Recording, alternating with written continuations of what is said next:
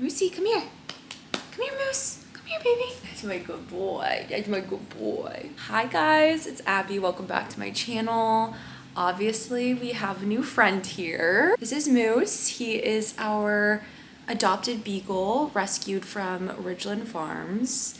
And I really wanted to introduce him to you guys today and to just kind of give you an update, a life update, because obviously some things have changed. We adopted, and by we, my wife and I adopted Moose a week ago today, which is crazy. He is such a good boy. He is, they believe to be around 1. Obviously they don't know his exact date of birth, but that's just kind of a guesstimate.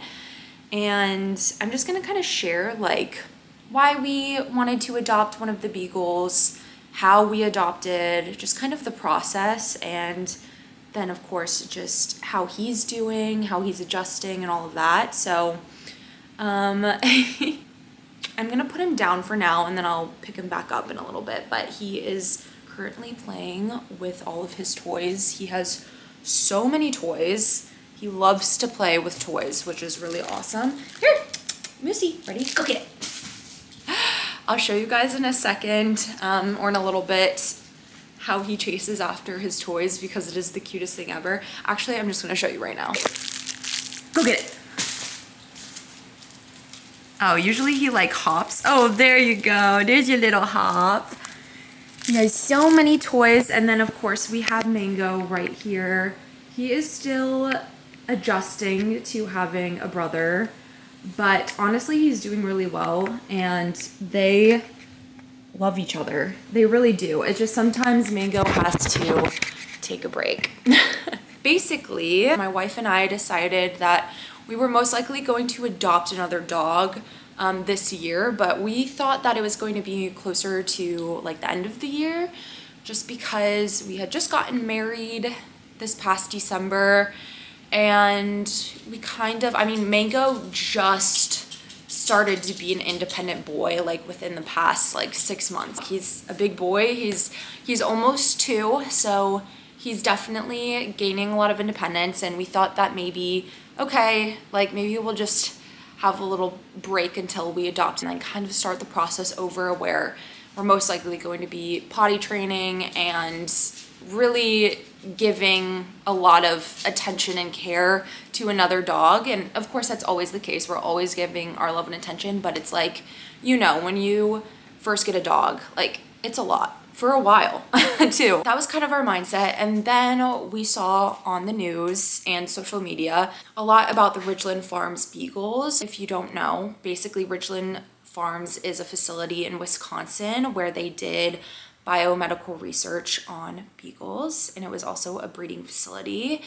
A lot of horrific stuff happened to these beagles. Thankfully, over 1,500 beagles were saved. It was kind of a long process, but the facility is shutting down. A lot of legality issues with, you know, getting the beagles and rescuing them and closing down the facility and all of that. So we were kind of tracking the process a little bit just because it is like, it's been a huge story. We just felt so bad for these beagles and we wanted to make sure that they were getting rescued and finally getting the love and attention that they need. I actually saw that an adoption center was getting a large majority of the rescued beagles, and this facility is only like 2.5 hours away from us. So I was like, oh my gosh, is this a sign? Like, I had been tracking the process of, you know, these beagles, and it just felt like we should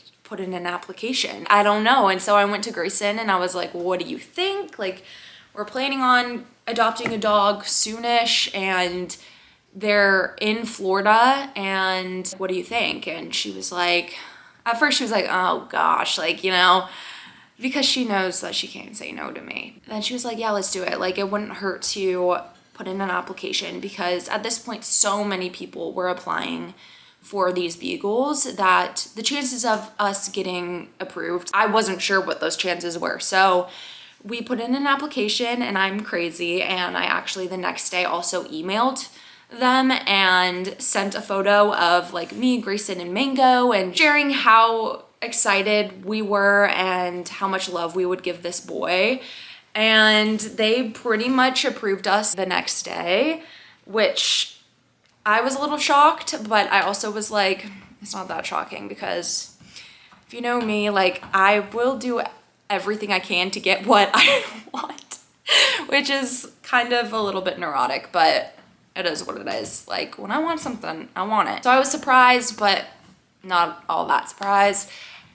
And so I like looked at Grayson, and Grayson was like, well, I guess we're getting a beagle. And we had to wait a few weeks because they were all getting fixed, which is great. So I think we waited around 3 weeks. Unfortunately, Grayson had to go to Cabo for work. I was like, oh man, when we got the call that we could go in and get one of the beagles, Grayson had to leave.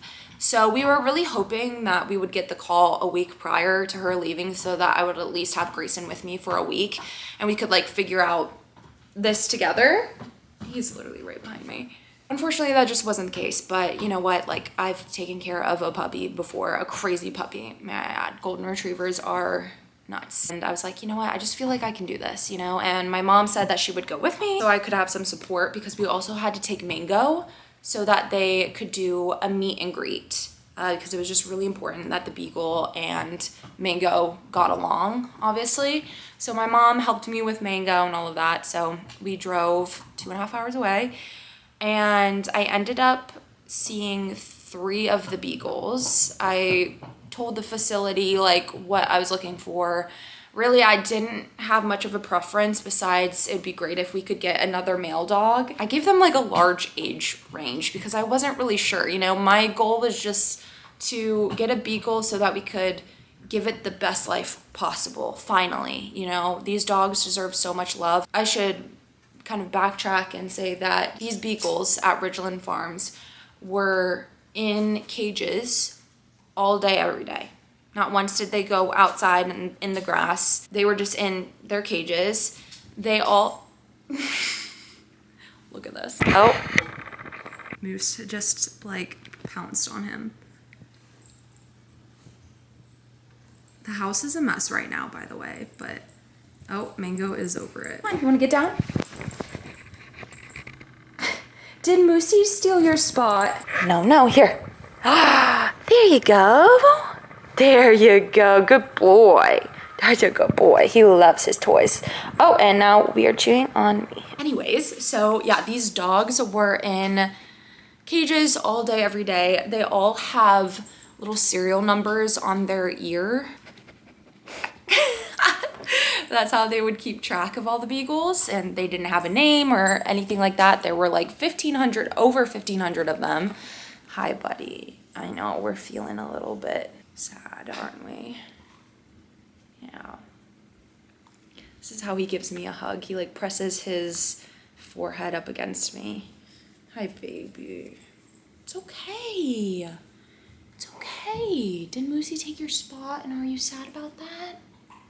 It's okay. We can share our spot. Also, you have so many other places to go lay down. It's gonna be okay, I promise. When I arrived at the adoption center, I was able to see 3 of the dogs, and Moose was actually the first dog that I saw.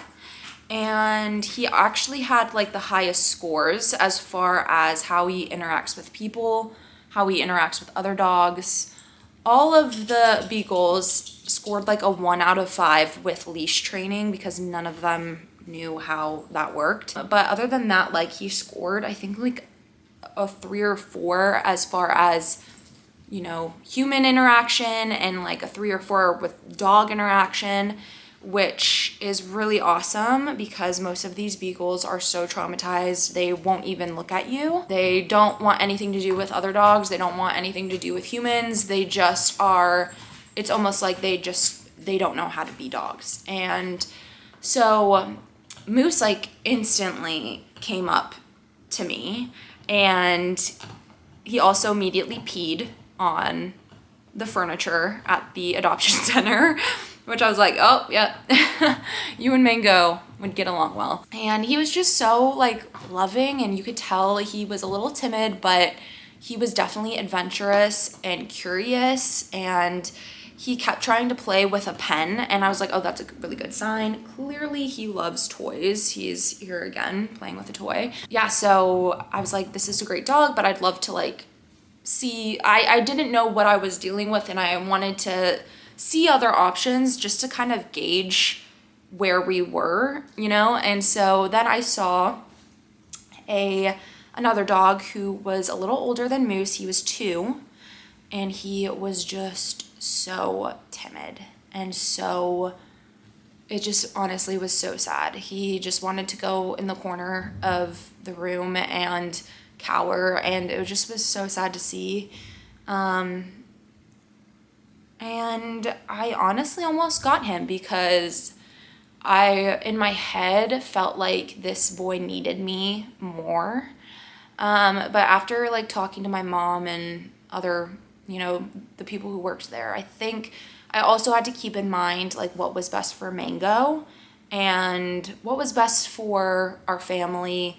And I also knew that this facility had so many applications, like these beagles were going to get adopted. I know that seems a little bit selfish to like get one of the easier beagles, but it just was how it worked out, and I felt just really connected to Moose. Then the third dog that I saw was a lot like Moose, very adventurous. He was just smaller than Moose, and I didn't feel as connected to him, so I did end up going with Moosey, obviously, and it was the best choice for us. He is literally such a sweet boy. Obviously, they're all the sweetest, but he's adjusting really, really well. Obviously, none of the beagles are potty trained because they all went to the bathroom in their cages, and that's that. But he's been adjusting so well. I think we only have like 1 accident a day, which is a lot better than I thought it was going to be. Yeah, so he loves the grass. He loves rolling around in the grass. He loves toys, like I said. He has been pretty good about eating his food. He doesn't always finish it, but he eats a good bit of it, which is really awesome.